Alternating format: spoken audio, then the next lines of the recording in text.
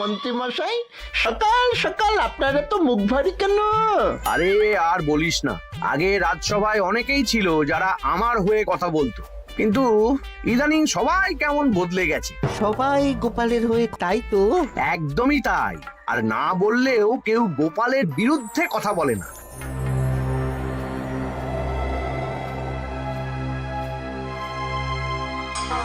কি মন্ত্রী মশাই, আজকাল তো আমার কথা আর মনেই পড়ে না, ভুলে গেছেন নাকি? আরে না না ভগবান, তুমি হলে আমার তুরুপের তাস। ঠিক সময়ে ঠিক সুযোগ এলে তোমাকেই ডাকবো। একটু দেখবেন। হ্যাঁ, আরে নিশ্চয়ই নিশ্চয়ই। এই চলি রে, আবার রাজসভায় যেতে হবে।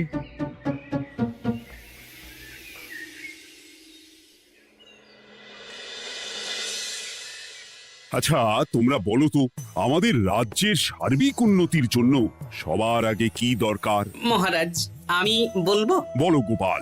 সততা আর শিক্ষা, এই দুটো জিনিস মানুষের মধ্যে থাকলে রাজ্যের উন্নতি কেউ আটকাতে পারবে না মহারাজ। একদম ঠিক বলেছ পণ্ডিত, তুমি তো শিক্ষার কাণ্ডারি। তুমি কি বলতে চাও এই ব্যাপারে? মানে কিভাবে শিক্ষার আরো উন্নতি করা যায়? মহারাজ, আমি তো মনে করি পুঁথিগত শিক্ষাই শুধু শিক্ষা নয়, মানুষের ভেতরে যে পূর্ণতা আছে সেটাকে ফুটিয়ে তোলার নামই হলো শিক্ষা। যেমন? কেউ যদি খেলতে ভালোবাসে সে খেলোয়াড় হবে, গান করতে ভালোবাসলে সে গায়ক বা গায়িকা হবে। আমি প্রত্যেকের মধ্যে লুকিয়ে থাকা এই বিশেষ বিষয়গুলিকে তুলে ধরার জন্য কিছু করতে চাই। তা এটা করার জন্য কি দরকার? প্রথমত অর্থের প্রয়োজন। আমাদের আরো অনেক টুল খুলতে হবে, সেখানে এক একটা জায়গায় এক এক রকমের শিক্ষা প্রদান করা হবে। এটা ভালো প্রস্তাব। আমাদের রাজ্যে গায়ক, নৃত্যশিল্পী, অঙ্কন শিল্পী, খেলোয়াড় সব তৈরি হবে। দেশ বিদেশে রাজ্যের নাম উজ্জ্বল হবে। মহারাজ, একদম এসব উল্টো পাল্টা খরচ করবেন না। কেন কেন? মহারাজ, রাজকোষে প্রথমত বেশি অর্থ নেই, যে কোনো সময় যুদ্ধ লাগতে পারে। তাই আমাদের উচিত প্রথমে এসব না করে কামান, গোলা, বারুদ, ঢাল, তরোয়াল এসব কেনা। ঠিকই বলেছ। কদিন ধরেই শুনছিলাম সীমান্তবর্তী এলাকায় ইংরেজ সেনারা নাকি ঘুরঘুর করছিল। পণ্ডিত মশাই, আপনার এই সব পাণ্ডিত্য অন্য জায়গায় ফলাবেন কেমন? এসব করে লাভের লাভ কিচ্ছু নেই। কাউকে যদি ইংরেজরা গুলি করে সে কি গান শোনাবে? হ্যাঁ, মন্ত্রীর কথায় যুক্তি আছে। মহারাজ, আপনি বরং পণ্ডিত মশাইকে কিছুদিনের জন্য ছুটি দিয়ে দিন। পণ্ডিত মশাইয়ের মাথার একটু বিশ্রাম দরকার। হ্যাঁ পণ্ডিত, তুমি বরং দিন 15 জন্য তীর্থে ঘুরে এসো। যথা আজ্ঞা মহারাজ।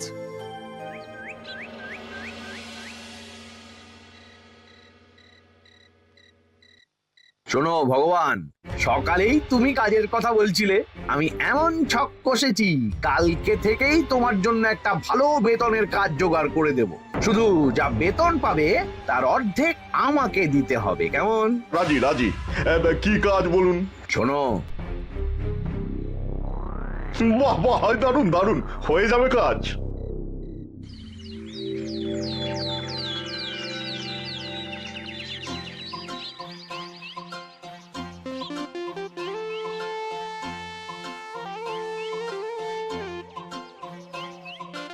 এই সকাল সকাল রাস্তায় ঘুরঘুর করছিস কেন? পড়াশুনো কি শিখেই তুলে দিয়েছিস? পণ্ডিত মশাই তীর্থে গেছেন, এখন আমাদের ছুটি। দুপুর বেলা ভাত, রাতের বেলা রুটি।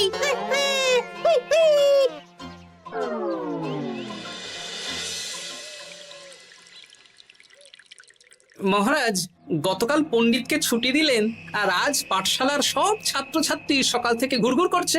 এ কি, তাহলে তো মুশকিল। মুশকিল আসান করার রাস্তা আমার কাছে আছে মহারাজ।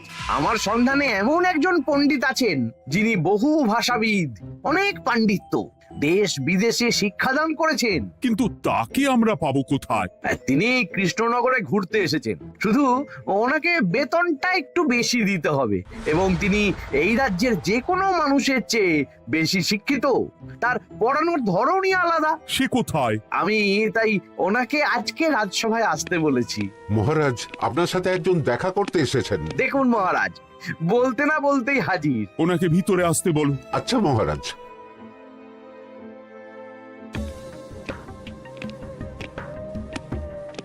প্রণাম কৃষ্ণচন্দ্র, আমাকে আপনার মন্ত্রী ডেকেছেন, তাই এলাম। মন্ত্রীর সাথে কথা হয়েছে আমাদের রাজ্যের শিক্ষার উন্নতির ব্যাপারে। আমাদের মানে আপনি কি এই রাজ্যের? মানে এখন এই রাজ্যে আছি তো, তাই আমাদের রাজ্য বললাম। উনি সবাইকে আপন করে নেন। যাই হোক, তোমার শিক্ষার উন্নতির ব্যাপারে কি মতামত? মহারাজ, আমি এই রাজ্যের বিভিন্ন মোড়ের মাথায় টোল খুলতে চাই। তার জন্য অনেক অর্থের প্রয়োজন। তাতে কি উপকার হবে? ছাত্রদের জন্য তো নির্দিষ্ট পাঠশালা আছে। যখন শত্রুরা আক্রমণ করতে আসবে তখন তারা দেখবে রাস্তার মোড়ে মোড়ে টোল, মোড়ে মোড়ে টোল। তারা বুঝতে পারবে এখানে সবাই শিক্ষিত। আর শিক্ষিত লোককে ক্ষমতার অধীনে রাখা কঠিন, যুদ্ধে জিতলেও শাসন করা মুশকিল। কারণ অশিক্ষিতকে বোকা বানানো সহজ, কিন্তু শিক্ষিতকে বোকা বানানো কঠিন। নতুন পণ্ডিত একদম ঠিক কথা বলেছে। কোনো বাইরের রাজা বা শত্রু আক্রমণ করার আগে 5 বার ভাববে। এই সেরেছে। গতকালই মন্ত্রী বলছিল শিক্ষার দরকার নেই, অস্ত্র কিনুন, আর আজকেই শিক্ষার পক্ষে কথা বলছে। ব্যাপারটা কেমন সন্দেহজনক, নজর রাখতে হচ্ছে। বেশ, আমি তোমার এই শিক্ষা সম্প্রসারণের প্রস্তাবে রাজি। মন্ত্রী, তুমি এই প্রকল্প দেখভাল করবে। আচ্ছা, কত খরচ হতে পারে একটা হিসেব করে আমাকে জানিও, আমি দিয়ে দেব। আচ্ছা মহারাজ, আপাতত 500 মোহর দিয়ে রাখুন, পরে যা লাগবে বলে দেব। উফ, সকালে এক পত্তন বাজার, বিকেলে এক পত্তন বাজার, আর পারি না। আরে হাত চালাও, হাত চালাও। বাবা, কাজ শুরু হয়ে গেল। হ্যাঁ, আর ছাত্রদের পাঠশালার কাছে যেতে হবে না। পাঠশালা ছাত্রদের বাড়ির কাছে চলে আসছে। যেখানে সেখানে পাঠশালা। এ তো যেখানে সেখানে শিক্ষা। ঠিক বলেছো। আজ থেকে আমি আর নতুন পণ্ডিত চালু করছি। ধরো শিক্ষা, মারো পেরে। শিক্ষাকে ছাত্রছাত্রীদের মধ্যে গেঁথে দিতে হবে। এতদিন জানতাম ধরতক্তা মার পেরে, এখন বদলে যাবে। কিন্তু একটা পণ্ডিত এতগুলো পাঠশালা একা সামলাবে কি করে? খেপে খেপে। মানে সকাল 6টা থেকে 7টা একটা জায়গায়, পরে 7:30 থেকে 8:30 আরেকটা। এইভাবে বিভিন্ন জায়গায় পণ্ডিত ঘুরে ঘুরে শিক্ষাদান করবেন। না, ব্যাপারটার উপরে মহারাজকে নজর রাখতে বলতে হবে। মহারাজ, আমার মনে হয় এই পাঠশালায় আগামীকাল থেকে কেমন পড়াশোনা শুরু হবে, আপনার সেদিকে একটু নজর রাখা উচিত। হ্যাঁ, দেখি আগামীকাল সকাল সকাল বিভিন্ন পাঠশালায় গিয়ে নজর রাখবো। আর হ্যাঁ, আমাকে নতুন পণ্ডিত একটা তালিকা দিয়েছে, কোন পাঠশালায় কখন পড়াবে সেটার তালিকা। আমিও যাব আপনার সাথে।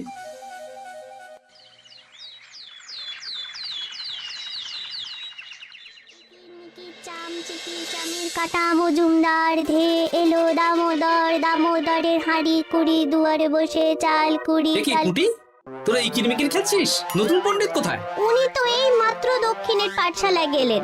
ন্যাপলা আর গুলটে আজ থেকে ওখানেই গেছে। ওদের দুজনের বাড়ি কাছাকাছি তো, তাই। আচ্ছা চলো তো গোপাল, দক্ষিণেই গিয়ে দেখি।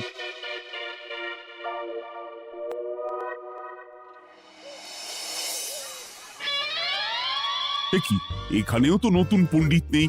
নতুন পণ্ডিত মশাই আমাদের একের নামটা মুখস্থ করতে দিয়ে চলে গেলেন। একের নামটা? এসব কি হচ্ছে? শিক্ষার নামে অর্থের জলাঞ্জলি মহারাজ। না, আজই রাজসভায় এর বিচার হবে। মন্ত্রী, আমি যা দেখলাম তাতে শিক্ষা তো কদিন পরে লাটে উঠবে। আমার এক ভাগ্নি তো আজ পাঠশালায় গিয়ে লুকোচুরি খেলেছে। নামমাত্র পড়াশোনা আর বাকি সময় খেলা, এভাবেই বয়ে গেল বেলা। মন্ত্রী, এই তোমার নতুন পণ্ডিতের দৌড়। মহারাজ, একজনের পক্ষে এতগুলো পাঠশালায় শিক্ষাদান তো সম্ভব নয়। তার জন্য তো আরো পণ্ডিতের প্রয়োজন, আর তার জন্য চাই আরো অর্থ। আবার অর্থ? শুধু মহারাজের অতিরিক্ত অর্থ খরচ হবে বলে আমি আগে এই প্রস্তাবটা রাখিনি। বেশ, তা আর পণ্ডিত কোথায় পাবে? আমাদের নতুন পণ্ডিতের কাছে অনেক পণ্ডিতের সন্ধান আছে। উনি একটা হাঁক মারলেই সব চলে আসবে। বেশ, তাহলে তাই ব্যবস্থা করো। এভাবে শিক্ষার অবনতি আমি চোখে দেখতে পারবো না। আরো 300 মোহর লাগবে। পেয়ে যাবে। উফ, এ তো দিনে দুপুরে ডাকাতি। ব্যাপারটা ধরতে হবে। কিছু একটা ঘোট তো আছেই। আর নতুন পণ্ডিতদের যদি কোথাও একটু থাকা খাওয়ার ব্যবস্থা করা যায় তাহলে ভালোই হয়। রাজবাড়ির অতিথিশালা তো আছেই, ওখানেই না হয় ব্যবস্থা করে দেব।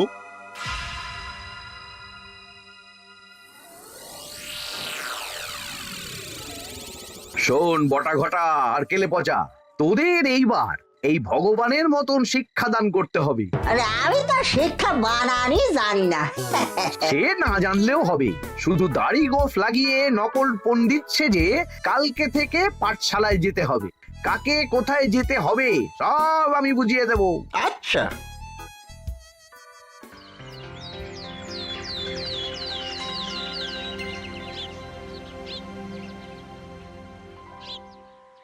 আচ্ছা বল তো, গতকাল তোদের বাড়িতে কি কি রান্না হয়েছিল?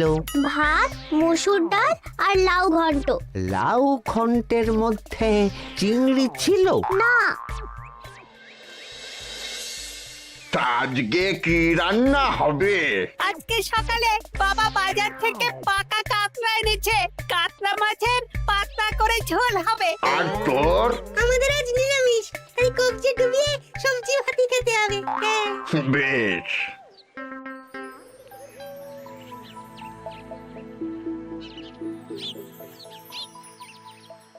বল, আজকে তোরা কি কি শিখলি? আমি লাউ ঘন্ট। আমি সবজি ভাত। আমি কাতলা মাছ। কি বলছিস কি? আজকে তো পাঠশালায় এই সব আলোচনাই হয়েছে। এবারে ব্যাপারটা একেবারে সহ্য সীমার বাইরে চলে যাচ্ছে। দাদু, আমাদের আগের পণ্ডিত মশাই ভালো ছিলেন। উনি কোথায় চলে গেলেন? মন্ত্রী মশাই ছলে বলে কৌশলে ওনাকে তীর্থে পাঠিয়েছেন। না, এখন আমাকে মন্ত্রী মশাইয়ের উপরে নজর রাখতে হবে।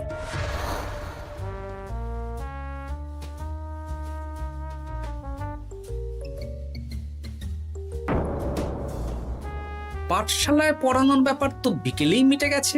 রাজবাড়ির অতিথিশালায় না গিয়ে নতুন পণ্ডিত মশাইরা এদিকে আবার কোথায় যাচ্ছেন? সাথে মন্ত্রীও আছেন, ব্যাপারটা নজর রাখতে হবে। তাড়াতাড়ি চল। চলুন চলুন। এদিকে তো বটা ঘটার বাড়ি, এদিকে মন্ত্রী মশাই কোথায় যাচ্ছেন?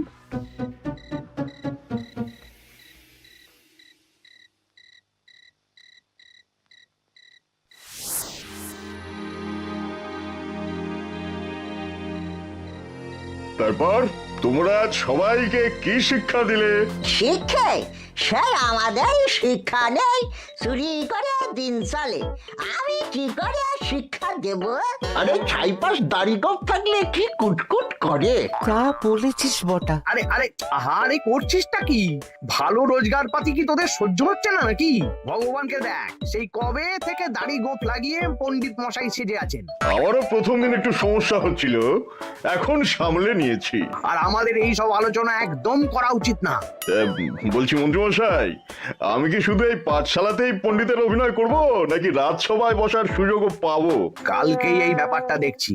আগে তোমাকে রাজসভায় ঢোকাবো, তারপর এক এক করে বটা ঘটা কেলে পচা সব আমার দলের লোককে রাজসভায় ঢুকিয়ে নেব। আর রাজসভার বাকি সদস্যদের ফাঁকা করে দেবেন।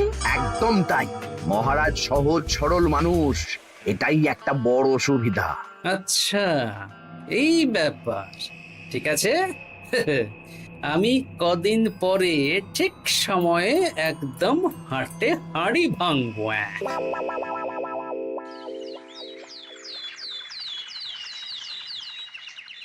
তাহলে মন্ত্রী, আর কোনো সমস্যা নেই তো? না না মহারাজ, এখন আর কোনো সমস্যা নেই।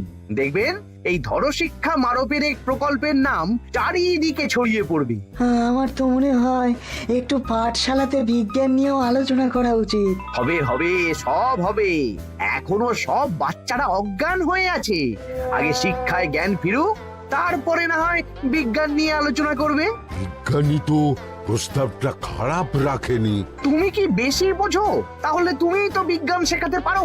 আমি কবিরাজি শিক্ষা দান করতে পারবো।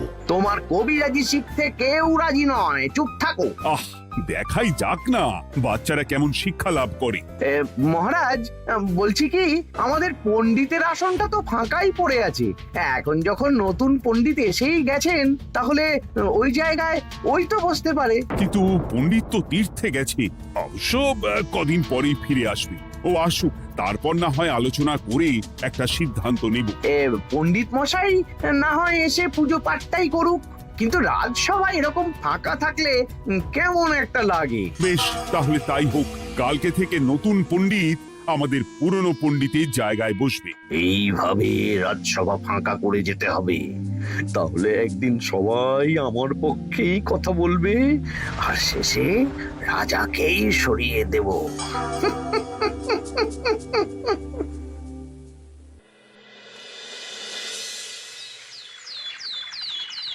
মহারাজ, সর্বনাশ হচ্ছে চারিদিকে। চলুন চলুন, আমি পুরো বিষয়টা ধরে ফেলেছি। কি ধরে ফেলেছো? শিক্ষার নামে ষড়যন্ত্র চলছে মহারাজ। রাজসভায় চলুন, সব বলছি। আচ্ছা আচ্ছা, আসছি। হ্যাঁ বলো গোপাল, তুমি কি বলছিলে শিক্ষার নামে ষড়যন্ত্র নাকি? মানে গোপাল মস্করা করছে নাকি? রাজ্যে দারুণ শিক্ষাদান চলছে। মহারাজ, আমি দেখে ফেলেছি আমাদের নতুন পণ্ডিত আসলে কোনো পণ্ডিত নন। ইনি আপনাকে, আমাদের সবাইকে বোকা বানাচ্ছেন। তাই নাকি? ডাকো দেখি নতুন পণ্ডিতকে। এই তো মহারাজ, আমি চলে এসেছি। এই তো, ইনি বদমাশি করছেন, শিক্ষার্থীদের ভবিষ্যৎ নিয়ে খেলছে। এই বল, আসল কথাটা বল। কি বলবো, এসব ভাড়ামো বন্ধ করো গোপাল। না বললে আমি কিন্তু ধুতি খুলে দেব। এই এই আরে আরে, কি হচ্ছেটা কি? এই এই এই এই, সরো তো, সরো সরো। ব্রুম, ব্রুম, ব্রুম, কি হলো? কি হলো? ব্রুম, ব্রুম, ব্রুম। এই সেরেছে। গোপাল এসব কি বলছে? বলুন। ভুল বকছে কেন? ব্রুম, ব্রুম। গোপাল, তোমার কি হলো গো? কি বলছো তুমি? আমার কাছে বৈদ্য, তুমি একটু দেখো তো গোপাল ঠিক আছে তো? এই যে নতুন পণ্ডিত, তুমি তো অনেক ভাষা জানো, তুমি বুঝতে পারছো? মহারাজ, আমি দেখছি গোপালের মনে হয় বিশ্রামের প্রয়োজন। এই এই, তোমরা কয়েকজন মিলে গোপালকে রাজবাড়ির অন্দর মহলে নিয়ে চলো। চলুন, আমি যাচ্ছি। ওহো, গোপালের কি হলো? মাথায় লেগে গেল? ভাষা চলে গেল? সব এই নতুন পণ্ডিতের জন্য।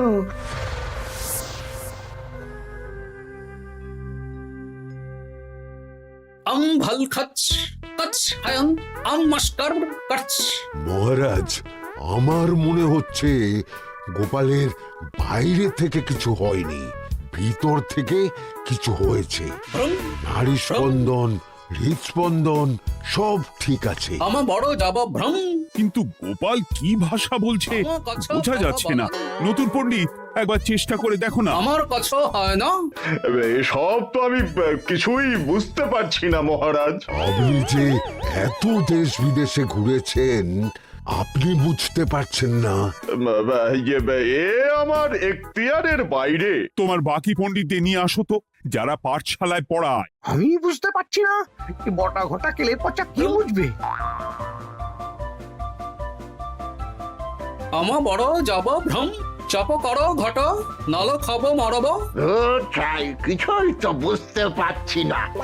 রাজসভায় কাউকে না দেখতে পেয়ে এখানে এলাম। ওই তো আমাদের পুরনো পণ্ডিত চলে এসেছে। শুনলাম গোপালের নাকি কি হয়েছে। এই পণ্ডিত, তুমি দেখো তো গোপালের নতুন ভাষা উদ্ধার করতে পারো কিনা। কি গোপাল, তুমি কি ভাষায় কথা বলছো? আমার মতর ভাষ কথা বলো। ওই দেখো আবার কি সব বলছে। আমো বোঝো তো পড়ছো, সবার সাথে মস্করা করছো। তমো ঠক ধরছ। হ্যাঁ, এই পণ্ডিত, এটা কি ভাষা? ঘাবড়াবেন না মহারাজ, এটা পাতি বাংলা ভাষা। বাংলা ভাষা? গোপাল শুধু আকার ইকার উকার আর বেশিরভাগ স্বরবর্ণ বাদ দিয়ে কথা বলছে। মানে গোপাল তম কছ কছ বলো। আমার নাম গোপাল ভর। মহারাজ, গোপাল বলল আমার নাম গোপাল ভর। আমার অত বকন মহারাজ। এর মধ্যে আকার ইকার উকার এসব বসিয়ে দেখুন তো কি হয়। আমার নাম গোপাল ভাঁড়। আমার নাম গোপাল ভাঁড়। অত, আমি অত, বকা বোকা, নই মহারাজ। মহারাজ, আমি অত বোকা নই মহারাজ। এই তো সুন্দর ধরে ফেলেছেন। কি কেমন দিলাম? দেখলে আমাদের রাজ্যে মন্ত্রী ধরে আনা পণ্ডিতের পাণ্ডিত্য। সব এক একটা গাধা। হ্যাঁ, এ কি ভগবান, বটা ঘটা কেলে পচা। মহারাজ, এখান থেকে কি বুঝতে পারলেন? কি? শিক্ষার বাইরেও অন্যভাবে সমস্যার কি করে সমাধান করা যায়, তাও শুধুমাত্র উপস্থিত বুদ্ধি দিয়ে, যেটা আমাদের রাজপণ্ডিতের আছে। তা তো দেখতেই পাচ্ছি। আর সেই জন্যেই মন্ত্রী ওনাকে সরাতে চেয়েছিলেন, আর কিছুদিনের মধ্যে সব সভাসদদের সরিয়ে দিতেন। আমি সব মতলব শুনেছিলাম, আর এই দিনটার জন্য অপেক্ষা করছিলাম। আজকেই তো পণ্ডিতের তীর্থ থেকে ফিরে আসার কথা। তাই আজকে এই ছোট্ট নাটকটি করলাম। এবার মন্ত্রী আর এই 4 জন নকল পণ্ডিতকে আচ্ছা করে কারাগারে গিয়ে ধোলাই দাও। ধোলাই হলো ওনাদের জন্য উপযুক্ত এবং উচিত শিক্ষা।